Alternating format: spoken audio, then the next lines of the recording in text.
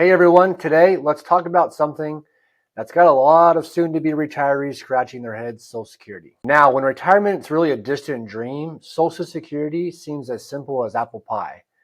You retire, you file, and boom, monthly checks just start rolling in. But let me tell you, it's as straightforward as trying to fold a fitted sheet. As you get closer to that retirement finish line, these decisions you make about Social Security could really mean the difference between sipping margaritas on the beach or losing sleep because you're taking a wild ass guess approach to retirement. Here's the kicker: some of these choices are like getting a tattoo. Once it's done, there's really no going back. This is Retire Ready, where we break down retirement planning and make it easy to understand so you can live your golden years to the fullest. Planning your retirement starts now with your host, Kyle Hammerschmidt. We've got to talk about really the elephant in the room, the health of the Social Security itself. I think it's on everybody's mind. The 2024 Treasury report that came out a few months ago really kind of just, it's a weather forecast for your retirement. It's called the Old Age and Survivors Insurance Trust Fund. That's like the piggy bank for retirement benefits. It's projected to run dry by 2035. That's a year later than like last year, but still, it's really not the greatest news. So what does that mean for you? Well, if nothing changes between now and like 2035, Social Security will only be able to pay 83% of scheduled benefits. It's like ordering a full pizza, but only getting 5 slices. Now, let's not panic because Medicare is looking a bit healthier. The hospital insurance fund for Medicare Part A is expected to keep chugging along until 2036. That's 5 years longer than they thought last year. It's not like a clean bill of health, but it is something. So the landscape is shifting. Making the right moves can really significantly boost anyone's retirement income, but it really requires a careful planning approach. So first thing you want to do is find your Social Security full retirement age. You can claim your Social Security benefits a few years before or after your full retirement age, and your monthly benefit amount will really vary as a result. But first, you really have to know like what that age is for you. It's also known as like the normal retirement age. Your Social Security full retirement age, FRA, is the age in which you're entitled to 100% of the Social Security benefits that you've earned. Specifically, FRA is 66 for beneficiaries born between 1943 and 1954. It gradually increases to 67 for beneficiaries born in 1960 or later. If you take benefits before FRA, your benefits will be reduced. If you file at age 62, your benefits will be as much as 30% lower for the rest of your life. Next, how do you qualify for Social Security benefits? Like, Kyle, how do I become eligible for Social Security benefits? Think about Social Security as like a club. And to join this club, you really need some credits. But these aren't just like the kind of credits you get from like good behavior. To be eligible for Social Security, you need to earn at least 40 credits. These are like special credits throughout your working career. It's like collecting stamps, but instead of a full album, you're working towards a secure retirement. So here's the deal. You can earn up to 4 credits each year. No more, no less. So if you do some quick math, it's taking a minimum of like 10 working years to really qualify for Social Security. These don't have to be consecutive years, like life happens, and Social Security kind of understands that. So if we talk dollars and like cents, 2025, I'm really giving you the most up-to-date information here. So $1,810 is what it takes to get 1 credit. So to maximize the credits for a year, you just need to make $7,240. Even if you earn $1 million in 1 year, you still only get those 4 credits. It's not about how much you earn. It's really about the consistency over time. And I know like what some of you probably are thinking, well, Kyle, what if I don't have quite the 40 credit mark when I retire? So here's the kicker. It's important. You could have money withheld from your Social Security and never get it back. At the end of the day, the minimum is the minimum. You don't let that really scare you, though. For most people working full time, you will hit that 40 credit mark well before retirement. It's just good to know like what the rules of the game you're playing. Next is really, how do they calculate my monthly Social Security benefit? So Social Security really looks at your highest 35 years of earnings. That's right, 35.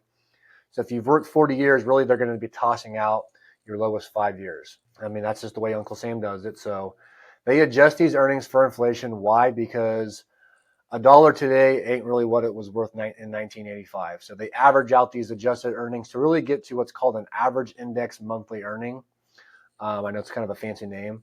So here's where it really gets tricky. they're going to use a formula within that called bin points to calculate your PIA, which is your primary insurance amount. This is your monthly benefit at your full retirement age that you found.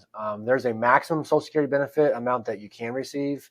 It really depends on your age and when you retire. For someone at full retirement age in 2024, that maximum monthly benefit is $3,882. In 2025, that number rises to $4,018 per month. So bottom line is, the more you earn up to a certain point, the higher your benefit would be. So it's not a straight line. Social Security is like designed to really replace a higher percentage of the lower income for lower earners. So remember, this is just a starting point. Your actual benefit can change based on when you claim and other factors. There's an annual Social Security cost of living adjustment. So let's talk about COLA.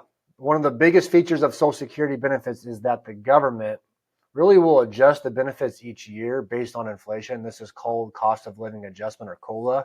And it helps your payments really keep up with increasing living expenses. The Social Security COLA is significant.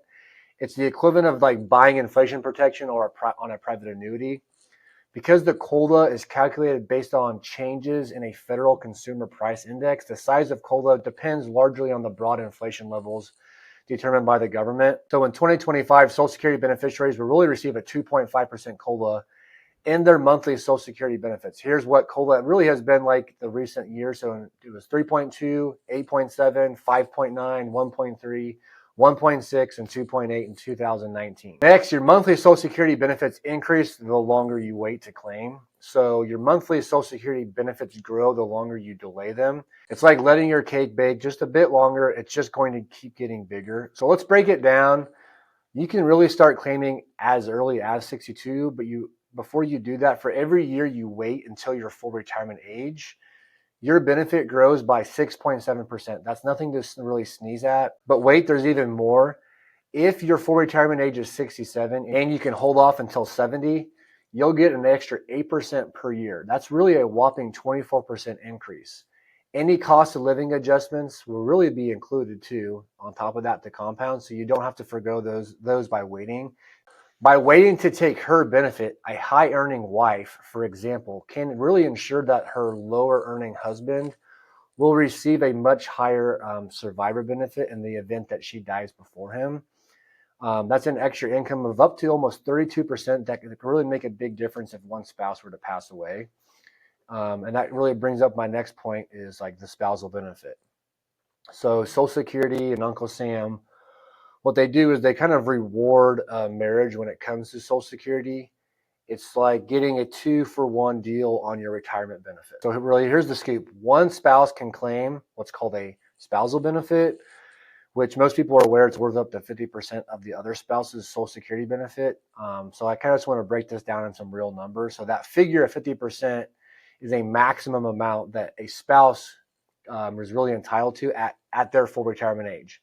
So let's say John's monthly benefit is $2,000, and there's Mary, and her own benefit's only $500. Mary can collect a spousal benefit of $1,000, which is 50% of John's benefit. So Mary got a $500 pay raise. So there's a catch. The higher earning spouse needs to actually apply for their own benefit first. So it's like opening the door so your spouse can also walk through. Now remember, just like your own benefit, claiming this spousal benefit early also comes with a price. If you take it at 62 instead of at your full retirement age, you might only get 32.5% of that instead of the full 50%. It's like buying the cake on sale, but half of it's already been eaten. So really, like a pro tip that I would give you is, if you take your own benefit early and switch to a spousal benefit later, there's really no going backwards, or like no backseas in like Social Security land.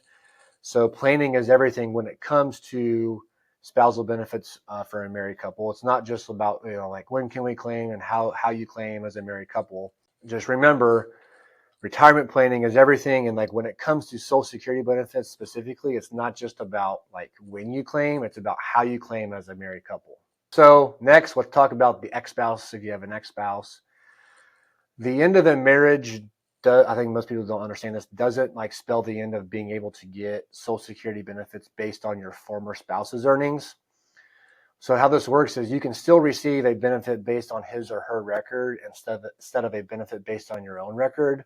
However, there's rules. So as long as you were married for 10 straight years, you're at least 62 or older, and you're currently unmarried, you could file for that. It's basically you've made multiple trips to the altar, and now you can pick which spousal benefit you want to claim based upon what's most beneficial to you. Again, like a regular spousal benefit, you can get up to 50% of an ex-spouse's benefit or less. If you claim before full retirement age, it's going to be the lesser part. But really, the beauty of it is that your ex-spouse never really needs to know, because you apply for that benefit directly through Social Security Administration. Now, again, we discussed this. You may have to pay taxes on Social Security benefits. Most people know that Social Security is like funded by a tax on their earnings. So currently it's 6.2% for the employee and 6.2% for the employer. But some retirees don't realize that you may well have to pay income tax on your Social Security benefits in retirement. So benefits lost their tax-free status in 1984, and now there's income thresholds that trigger taxation. It doesn't take a lot of your income for Social Security benefits to be taxed. So the thresholds really work for this. It's called provisional income. Benefits won't be taxed if your provisional income is less than $25,000 if you're single, or $32,000 if you're married. Now, if you're single and your provisional income is $25,000 to $34,000, or you're a married couple and you're between $32,000 and $44,000, up to 50% of your Social Security benefits might be taxable. Now, let's talk about higher income earners. If your provisional income is more than $34,000 on a single tax return, or $44,000 on a joint tax return, up to 85% of your Social Security might be subject to taxes. The Social Security admin really says about 40% of Social Security beneficiaries pay taxes on their benefits, and since the thresholds aren't adjusted for inflation, really the number of beneficiaries who pay taxes on Social Security benefits really increases every single year. However, there are ways you can lower taxes on your benefits in retirement. Really, shifting money from traditional IRAs to Roth IRAs will help, because withdrawals from Roth IRAs won't increase your adjusted gross income in retirement. So again, I hope you enjoyed the episode. There's just some Social Security basics as you approach to making that filing decision, and some key basics to look for when you're really doing your homework on how to maximize your Social Security. Again, when it comes to Social Security, this is my opinion, and when you kind of look at the numbers, it's not about when you take it, it's about how you take it. You've been listening to Retire Ready with Kyle Hammerschmidt. Planning your retirement starts now. We hope you've enjoyed the show. If you did, make sure to like, rate, and review. We'll be back soon.